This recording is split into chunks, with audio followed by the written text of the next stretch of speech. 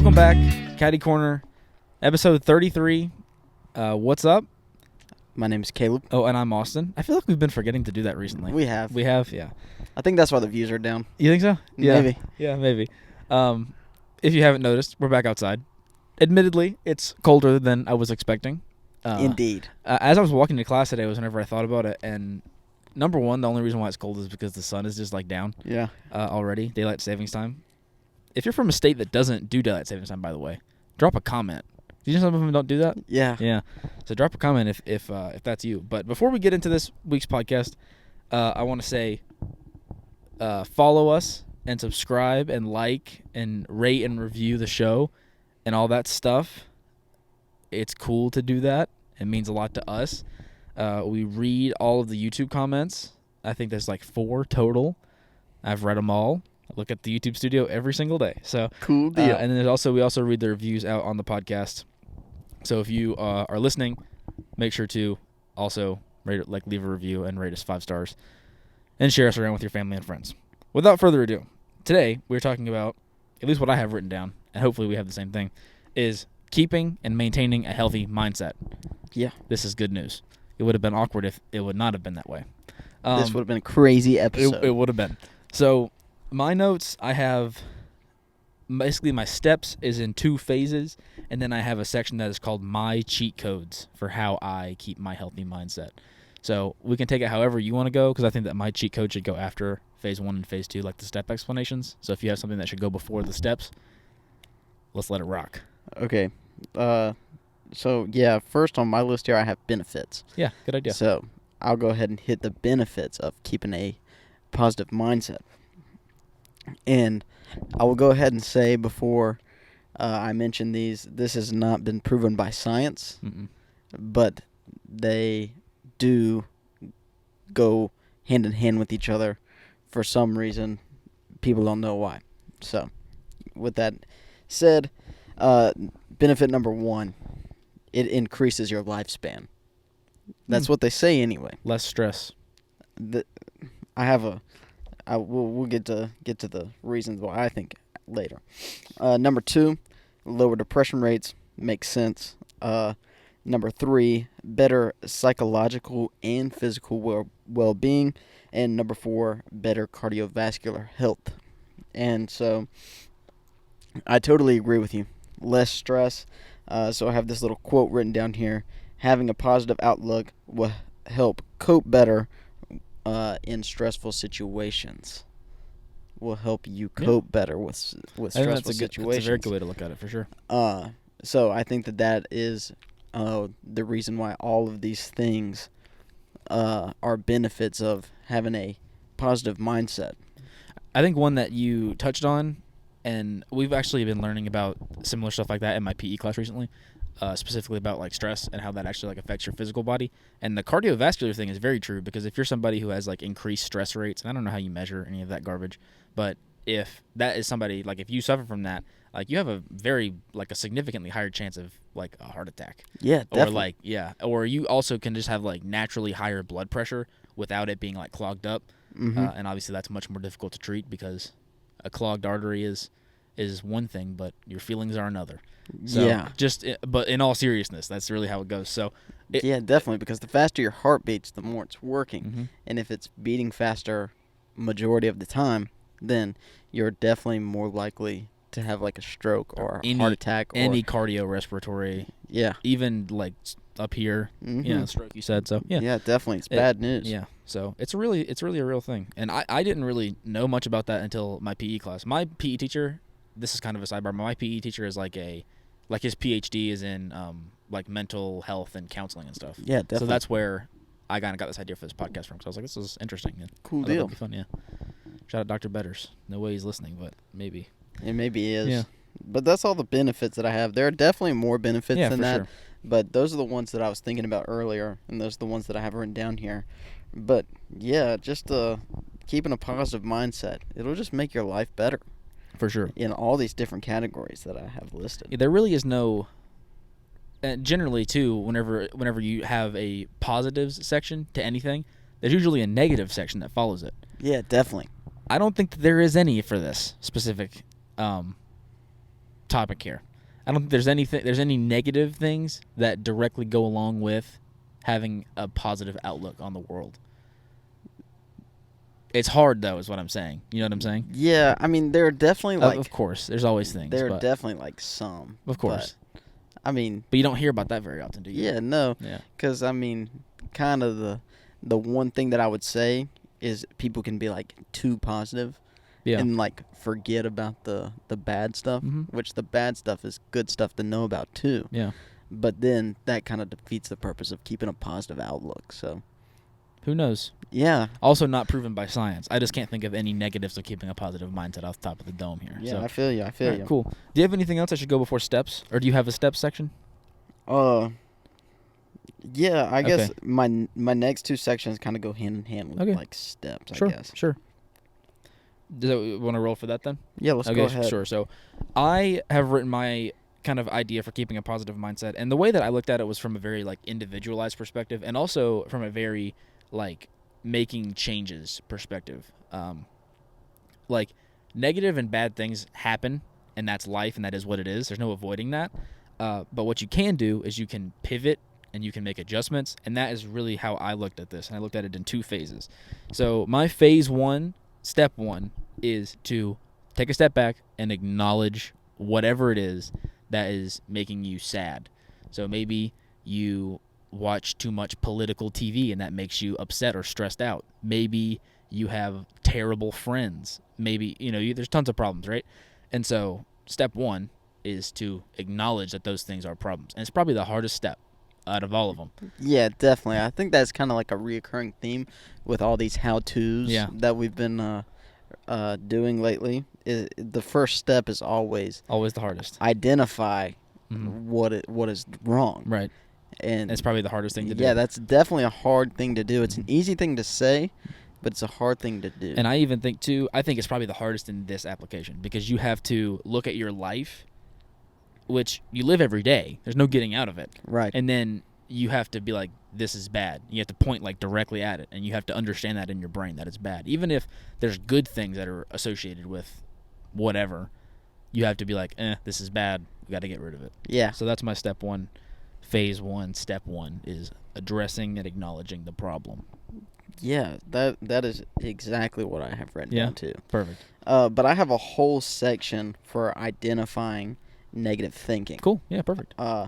So do you want me to just go ahead and hit all my points? Yeah. I just have 5 of them here. Yeah, and we can just talk about it. So what I have written down are what I believe are the most common forms of negative thinking.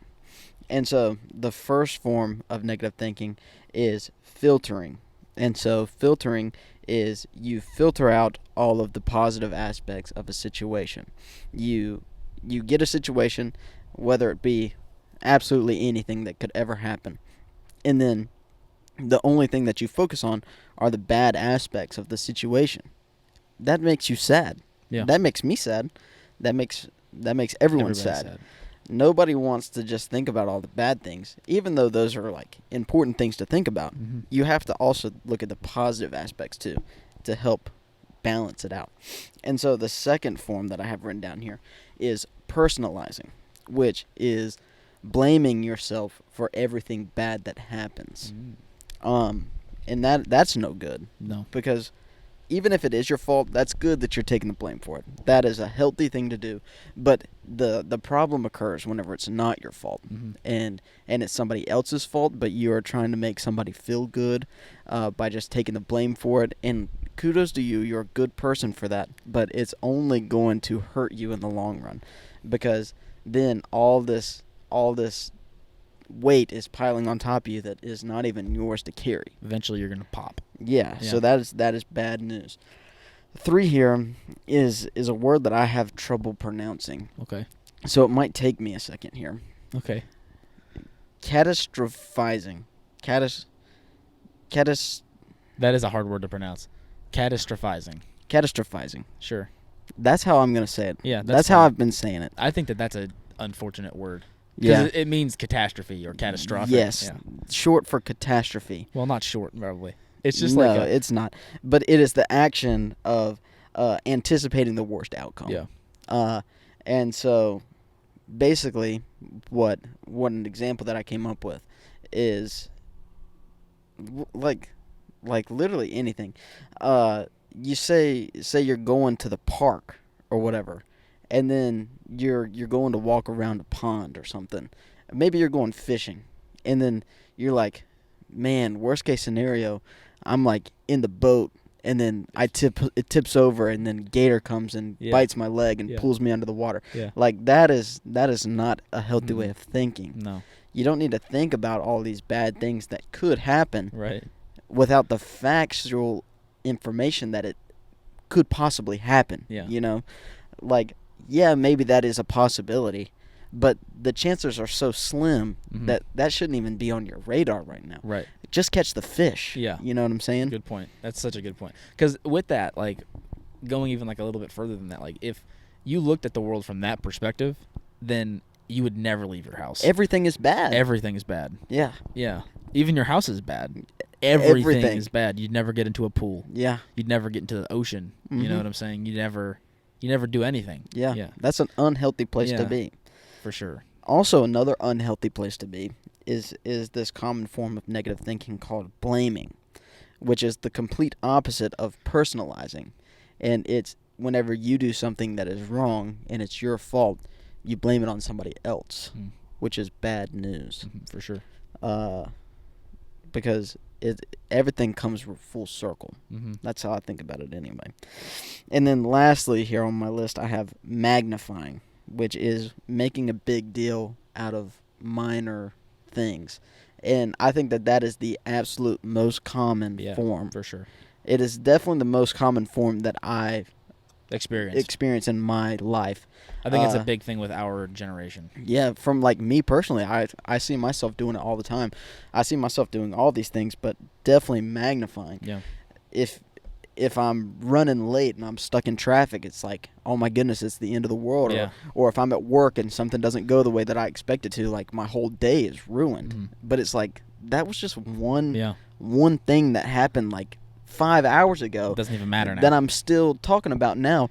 And where I really catch myself is like at the end of the day, whenever I'm hanging out with my girlfriend and we're like talking about our day, I can just like I put myself back where I was earlier, and then it's like a complaining rant or whatever, and about just being late. Yeah, just about like whatever happened, you know, like if you have a bad day, and like ranting, I wouldn't say is an unhealthy thing. No. But like obsessively or excessively is an unhealthy thing, I would say. For sure, I definitely think so too. I think talk about what you think you need to talk about. Yeah, definitely. But and I even think too, like I feel like it's a case by case basis because let's say you enjoy ranting, but like that's like a subconscious thing. You don't like think that.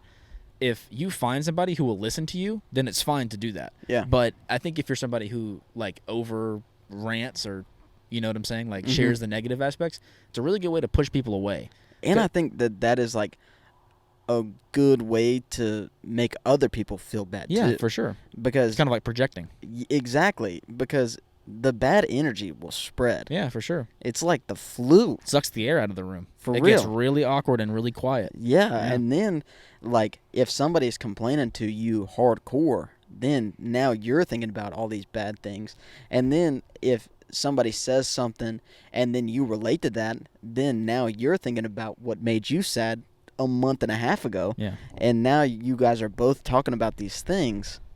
That is just that's a bad. And that isn't maybe always a bad thing, but if it's something that's done like consistently, like if you always get with this one friend and it always ends up being this like negative Nancy party, it's not the best thing to do all of the time. You know what I mean? Definitely. Like, you can definitely do it sometimes. Right? Well, and you have to. Yeah, exactly. Otherwise, you'll blow up. Yeah, if you don't speak your mind, then you're just waiting for a little fiery ball to come out of you. Yeah, you never know either.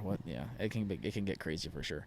I just think, in the terms of just like saying what you're feeling and stuff like that, you just have to find somebody that will listen.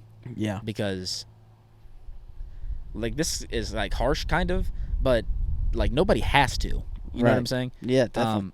And if you're just if you're talking to somebody who's actively not listening, you can tell. You can always tell.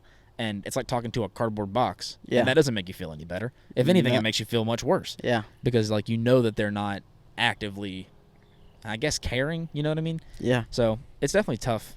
And that's kind of the hard part, I would say, is like rant as much as you want. You just got to find somebody that will listen to you. You know, I don't know. That would be my advice. Good deal. Good deal. Yeah. I don't have any genius opinions on that, but Yeah, I don't really either. I don't know. Like we're both in relationships. yeah, So we both have people who we can go to and like rant if we Yeah. want to.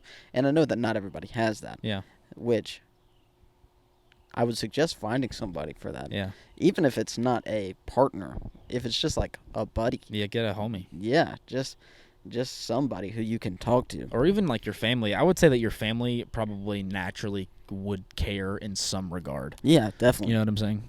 At least my family is very close knit. Yours is the same way. Yeah, Like, it would be definitely. the same thing. I don't know. It's interesting. That's an interesting perspective. We can go on for that all day though. Yeah. Was that all that you had for that? Yep. Okay, cool. So steps is where we want to go next. Yeah. Okay, cool. So I already said my phase 1, which is acknowledging the problem. We talked about that already. It's pretty much the start to anything that you have to change, because if you don't see a problem, then you're never going to do anything about it. Mm-hmm. Second thing that is, I think, is important too, and this is my step number 2, is to actually assess what's going wrong specifically with the situation. So pick out the things that, you know, in like looking at the entire situation of what is making you maybe be in an unhealthy mindset or a negative mindset or whatever. Look at it and look at it objectively. Maybe talk to somebody and be like, hey, this is the situation. Because somebody else will absolutely be able to point out the flaws in anything a lot easier than you will, especially if they are not associated with the thing too. Yeah. Because you have an unbiased and fresh set of eyes on the situation. But if you don't actually assess what's going wrong, and especially specifically, because this is the same thing, like a lot of this step 1 is you have to trick your mind almost to believe that whatever is making you sad is actually making you sad and isn't bringing value to your life. Right. And so if you can find a specific problem with whatever it is, you know, if you have bad friends and they're bad friends because they talk crap about you behind your back, if you can acknowledge that they, like, just saying that they're bad friends means nothing, but they're bad friends because whatever Mm-hmm. is an actual reason, Yeah. and that is you have to actually assess what is going on or what is going wrong all the time. So that's my step 2. Yeah. That's good stuff. That's good stuff. Yeah, you know. My step 2 is evaluate what you're thinking throughout the day. So one thing that I will tend to do is, especially if I'm at work, I tend to get in a pretty bad attitude at work. For some of you who know, I work construction, and if you don't know anything about construction, it is a very stressful job. We have a lot of responsibility. We work with a lot of equipment that can hurt you and hurt the people that you're working around. It's very stressful. You have to go to work. You have to be completely locked in, like, all the time, so that you don't hurt anybody. And a lot of things tend to go wrong on construction sites. You'll find something that is not easy to fix or is not easy to work around, or you'll have people who are not easy to work with or anything, and it'll just really get to you.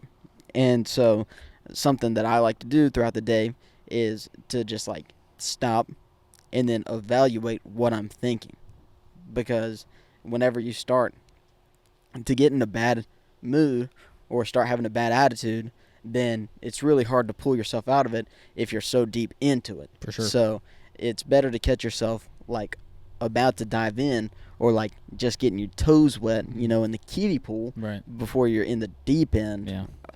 With the And then sharks.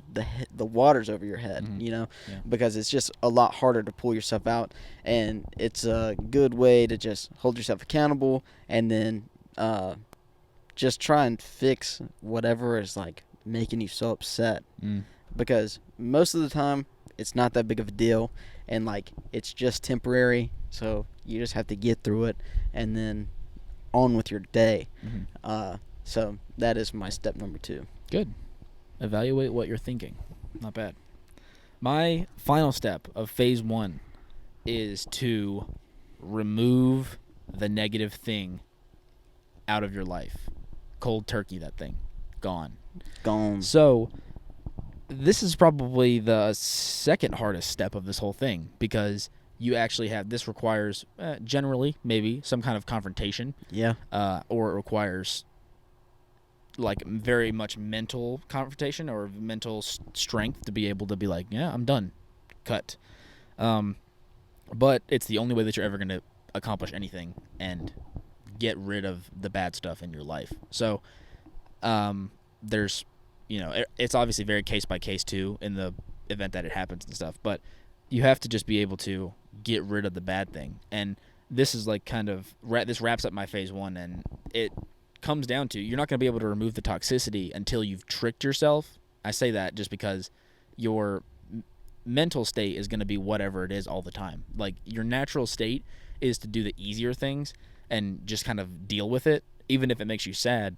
It's a lot more difficult to make positive changes. Yeah. Because it's difficult to do that. And maybe that's human nature. I feel like it definitely is to just do the easier thing.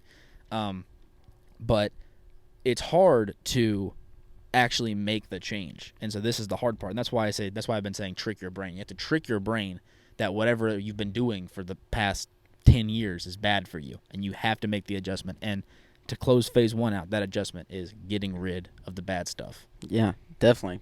I think that is such a huge thing. And, like, that is definitely, I would argue that is probably the hardest thing. Yeah. Because even after you, like, are self-aware enough to acknowledge what needs to change, like, actually getting rid of it is a completely different story. Because whatever it is like making you happy to some extent. Or it did at one time. Yeah, because you wouldn't be doing it still. But, like, another thing, too, is, like, catching yourself before you're too far gone. Because if you're, like, 10 feet under the water already, like, stuck in this issue, then it just makes it that much harder to, like, pull yourself out. For sure. And that's a big thing, too, is, like, I think a really good way, a general way to think about keeping a positive mindset, for me at least, has always just been being self-aware. We said that, but just being self-aware in a lot of different aspects. And if you can do, which is hard, but like, let's say that you become self-aware whenever you're like 45 and you realize all of the negative habits or whatever you've built up over 45 years of life, it becomes a lot more difficult to pivot at that point. You know what I'm saying? Definitely. And I definitely realize that. Like, that's definitely true. Like, and I'm not going to ever discredit anybody for, like, having a hard time with something that is hard, But I think it's just being aware. And I think that's a big thing about what this podcast does, is making people that are, like, our age aware that you're never going to be able to make positive changes unless you can realize the negative things in your life. Yeah, so definitely. Being self-aware is important, but then obviously getting rid of the bad things too. Yeah. So step number 3 on my list is be open to humor. I'm going to give another work example. One thing that I tend to not do at work is laugh at jokes. I feel like whenever I'm at work, I don't have time to mess around. We have stuff that has to get done. And that's just the way I feel whenever I go into work. It's just like, all right, it's time to work. It's not time to mess around. For one, I'm like still, I wouldn't say new, but newer. Yeah. Like, I'm still one of the newer guys. And also compared to the people that you work with, so totally like, different demographic. Like, I don't feel as comfortable as my crew leader to use, like, the jackhammer or whatever. You know what I'm saying? So whenever it's time to work, it's like, all right, it's time to be serious. Like, everybody else will be joking around, having a good time, and, like, I totally get that, but that is not really how I like to work. At least not yet. And so, like, one thing that I have to tell myself whenever I'm at work is, like, okay, it's okay to laugh at jokes. Like, these things that they're saying are funny. So, like, to keep myself not thinking about the bad things, you have to, like, be able to hear everybody else and, like, have a good time with the people that you're surrounded with. So I think that is a huge part. And I even think an outlook that kind of stems to as well is just, like, making the best of a situation that isn't always the best. Like, you said previously that work is a stressor for you because of just, like, the pressure, which I totally get that. And by being able to laugh and stuff like that, it breaks the ice. I think at least it would for me. It would break a lot of that ice of, like, the pressure. Of it would just make it less of a stressing environment, more of, like, a inviting environment. Not that it's not an inviting environment. I have no idea, but I think it would do a good job at, like, helping you avoid some of that, like, just pressure. Definitely. I definitely realize that that's a thing. Definitely. I never even thought about it until now, but all right. So my phase 2 is all about basically rebuilding after you have broken the bad things down. So step 1 of phase 2 is replacing the toxicity with positive things instead. So that is an example of if you have, well, even think about it this way. So let's say that you decided that you hated your friend group for all this time and you got rid of them, right? Think about how much time that opens up throughout the week. Yeah. Think about being so much time. and even think about being in high school. You got to find a new lunch table, that kind of thing, right? All things that are definitely difficult things at first, right? Yeah. But what you have to do is you have to replace those times with productive and positive things. The way that it goes in my brain, obviously, is building stronger and more positive habits and stuff like that. Yeah, definitely. Filling that time up with actual things that help you work towards yourself, rather than actively being with a group of people who are working against you, or something like that. So it really it's as simple as, and it's obviously very case by case too. You just have to replace the stuff that was bad in your life with new positive things, because if you don't replace that time and then you have however many free hours now, you're just going to find something else that's bad. So a big or you're going to find time to be sad. Yeah, and it's true. Want to end up going back to whatever else. Exactly. So you just have to, number one, I didn't even think about it from that way, distract yourself. Yeah. Which is, allocating your time well. But then also, whenever you do anything that is for a positive reason, you always have to have some kind of intent behind why you're doing the thing that you're doing. So that is a super important part too. I guess that's kind of a between phase 1 and phase 2 aspect, is figure out what you want instead of whatever you got rid of. Yeah, definitely. And then replace accordingly. Yeah. So I think that my next point goes hand in hand with that pretty much. It is follow a healthy lifestyle. Yeah. So some examples that I have here are exercise. I would recommend exercise to every human, but especially a human who is trying to make a change in their life. Yeah. It makes you feel better. It'll make you feel better physically, but also mentally. It's something to do to keep your time, distract you, and it just will make you feel more productive. So it makes it feel like whatever you just quit isn't worth it anymore, because now I have this new thing that is better. Right. Another thing is diet. Eating a healthy diet, not super strict, I would say. Definitely not starting. Yeah, you don't have to go into a super strict diet, cut out sugar 100%, or whatever you struggle with. Maybe it's bread or what, I don't even know. But just something to another aspect of your life where you can be thinking about healthy things instead of thinking about other things. Because I don't know about you guys, but whenever I eat a fast food meal, I'm not thinking, wow, this is good for me. No. So whenever you cook a meal that is a grilled chicken breast and some rice and some vegetables, you can eat that and be like, this is good for me. Yeah. I'm benefiting my body right now. That's not how you feel whenever you eat Chick-fil-A. That's not how you feel whenever you eat Popeyes or whatever. Right. So things to keep in mind. Another thing is sleep. Yeah. Sleep is huge. And sleep is something that I didn't discover until recently. Oh, yeah? Yeah, I didn't. Yeah, Caleb has never slept until recently. No, that's not what I'm saying. But, sleep was something that I struggled with in my life. I would go to bed, way too late. Yeah. I don't know why I was young, and I thought that, I needed extra time, I guess. So I would stay up, on my phone and just basically doing nothing. Exactly, unhealthy stuff. And you don't realize how much better you feel whenever you wake up from a good night's rest. Yeah, facts. Sleep is super important, because whenever you're sleeping, that is your body refreshing. And so you have to sleep to be healthy. True. Better recover. So, one way that I used to think about sleep was man, sleeping is such a waste of time. I would rather go to bed so late and then wake up later. Yeah. But then you're just losing your day. Yeah. Because nobody is doing anything that is worthwhile at 1 a.m. People are up really.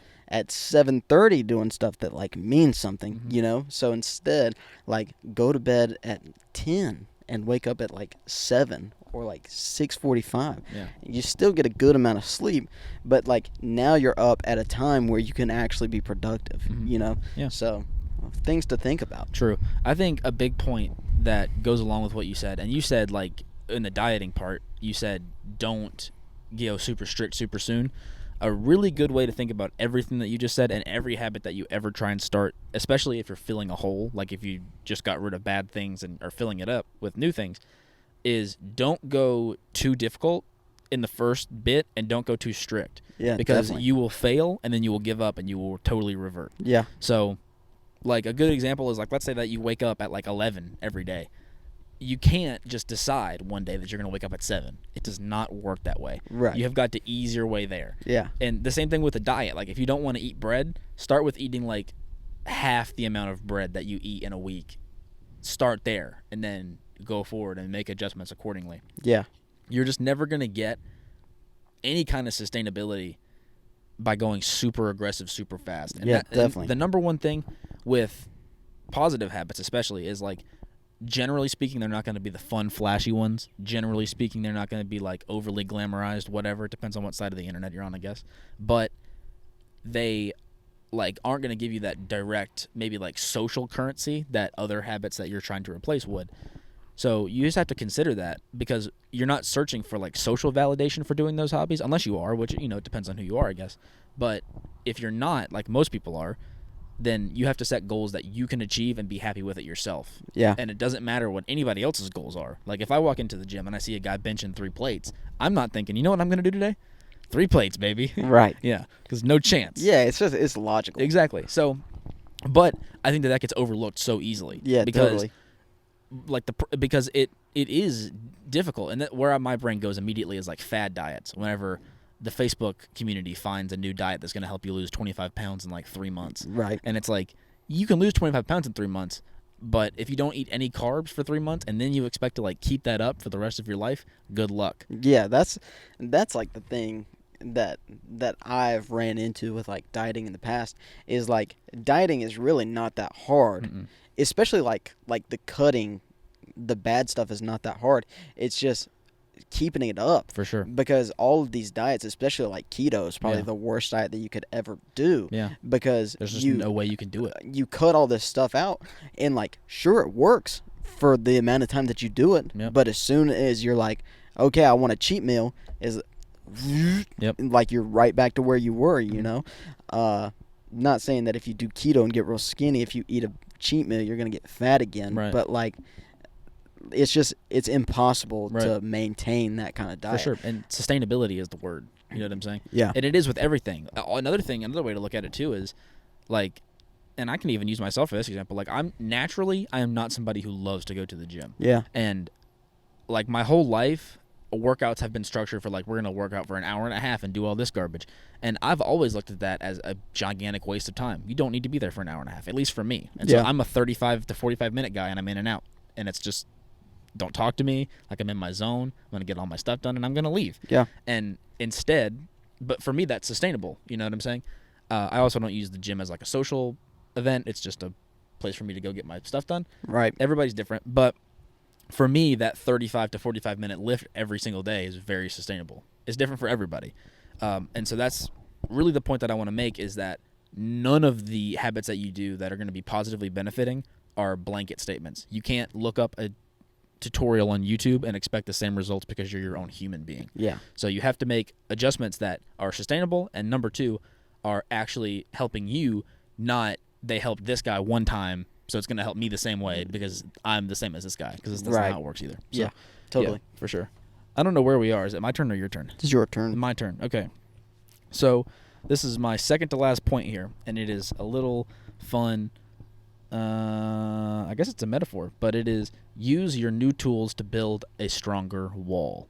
So now that you have all of these new good habits, you've replaced your toxicity, your toxic habits with positive habits, you now have this chance, and it definitely is a chance. You can definitely revert, but if you focus and you stay sharp and you stay disciplined, you stay on your routine, you can build what I thought of as a mental wall away from a lot of the negative, especially the negativity that you had previously. Yeah. So using your tools to build a new wall, filling up your time with good, strong, positive habits, using that time then for those good, strong, positive habits, not things that are actively going against you. So use your newfound tools to build a stronger wall. I know about building walls. You do know about building walls. Yeah. Yeah. That's good stuff. Yeah. Good stuff. Good stuff. So this is my last point here, and it is to surround yourself with positive people. I think that is the absolute most important thing that you can do. If you're trying to succeed in anything, you have to surround yourself with the right people.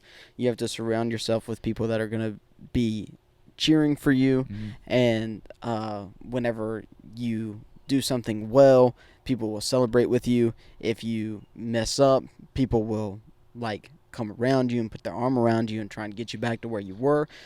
These kinds of people that you want to surround yourself with will keep you accountable throughout your journey, I should say. You have to surround yourself with people that you would want to be that person for. Yeah. So in your group of friends, whoever you want to be to these people, you have to find people who want to be that back to you. Yeah.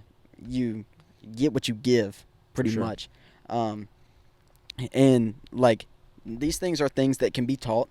So if you have a group of friends and they're not the most great group of humans, just because they're not the most great group of humans right now doesn't mean that they won't ever be. Right. So don't kick these people to the curb, because maybe they're going through something too, So still be there for them, but also if you are going to set on a journey that is going to be as tough as a journey like this would be, you have to have people in your life who you can count on to be there for you. Yeah, for sure.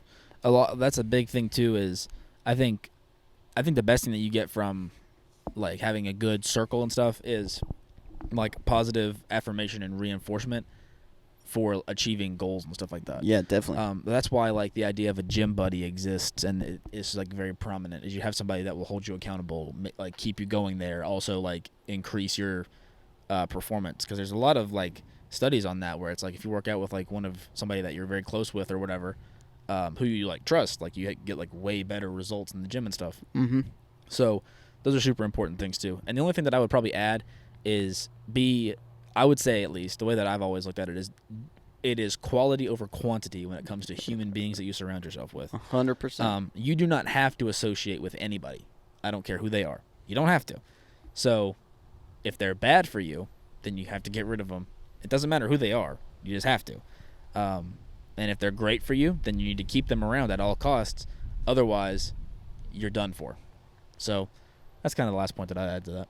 Yeah. Yeah. That's good stuff. Yeah. My last point is, and my last kind of way of thinking about it here for phase 2, is for the rest of your life, and especially if you follow this entire step-by-step thing, for the rest of your life, what you've done through this is you've solved a problem, which is acknowledging something was wrong, making the right adjustments, and now you're on a good path. For the rest of your life, apply that to everything. So the way that I looked at it is just become a problem solver. Definitely. Don't allow things that get in your way to permanently halt you, because that's garbage. You can overcome anything if you're willing to put the work in. So be a problem solver. Don't let anything get in your way, especially because you just did a very difficult thing at getting rid of something that you've had in your life and replacing it with something that's positive and difficult and whatever. That's hard. Be proud of yourself. Continue to solve problems for the rest of your life. And that is how you keep a positive and healthy mindset. That's exactly right. That's exactly right. Is that all you have? Yeah, that's all Okay. I have. I have a section called My Cheat Codes. Go ahead. So basically, these are all things that I'm sure aren't specific to just me, but they're just kind of things that I wrote down because I thought that they would be interesting to share. I always think that it is. If you think of any too that for you, as I'm saying mine, just feel free. But these are my cheat codes for keeping a positive and healthy mindset. So number 1 is practicing mindfulness and positive habits. So the way that I've always looked at the idea of mindfulness, it's thrown around a lot on TikTok, and it's kind of big in the mental health world, but the way that I've always looked at it is doing things that positively benefit your mental state, doing things that basically make you happy. Yeah.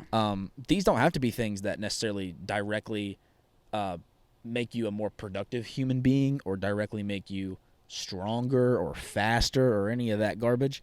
Just something that makes you happy is a reasonable reason to keep it in your life. Obviously not if there's bad things that are associated with it, because we were just talking about that this whole time. But doing things that keep you sane, because if you're work mode all the time, eventually you're just going to explode. Yeah, so, burnout is a real thing. Very real. So that is my first cheat code for staying pretty positive all the time. I like to think I'm a pretty positive guy over here. Second is solving problems at pace. So we already talked about what being a problem solver was, just not letting anything get in your way, fixing it. A key, though, is doing it at pace. And like you've said a lot this show, before you get too far deep in the water. Yeah. You have to do, because the more and more, especially if it's a problem that you can solve or you have an idea to solve or whatever, if you let that problem sit above you like a rain cloud for so long, eventually you're just going to drown. Yeah. So you have to solve the problems, yes, but you also have to do it at pace. There's like, you got to have some pep in your step here. Yeah, definitely. Yeah, otherwise you're done for. So my third cheat code is looking at adversity as a good thing. So difficult things are still things that you have to do, right? College is hard, and like nobody said it was easy, but like I'm still doing it every day. And why do you do it every day? Because doing something that's difficult builds a lot of like character and and you learn a lot from doing difficult things, and you'll fail a lot because it's hard, and you'll learn from those failures. And then usually whenever something is difficult to do, the reason it's difficult is so everybody can't do it. And so at the end of that journey towards something that is hard to do, you gain a lot on the way is kind of the goal. So yeah, that's a good point. Yeah. So just Good stuff. don't shy away from doing difficult things just because they're hard. Like there's a reason why it's hard. There's a reason why every human has not graduated from college, right? So that's my third point. And then my fourth point here is being comfortable in uncomfortable situations. So allowing like we talked about with like opening up and venting to people, like especially if you're somebody who is fairly new to whoever's venting to you or whatever, like that's going to be an uncomfortable situation. I know it would be for me. Like if somebody was like spilling their heart out and I'm just like, oh, what's going on here? But what you just have to do is just stay cool, and don't become like awkward or like even maybe like accidentally rude, because uncomfortable situations generally are fueled by conflict, and you don't want to escalate the conflict or make it any more uncomfortable for anybody else. Yeah, and I think that I would kind of like say the same thing about if you're not used to venting to somebody. Yeah. Like the first time that you tell somebody how you feel is going to be an awkward moment For sure. for you. So, but just stay cool. Yeah. Because it just is what it is. Yeah. Just be comfortable in uncomfortable situations, and that applies to so many different aspects Yeah. of life. And then my last point here, and this goes kind of along with everything, is be a little selfish. You have to be. I think if you live your life always serving others, you'll never feel truly satisfied because you did nothing for yourself. Doing something that is selfish is not always a bad thing unless it is at the expense of somebody else. That is whenever it becomes bad. Yeah. But even a good example of doing something that is like selfish or whatever is just using large blocks of time to do something that maybe doesn't allow somebody else directly in.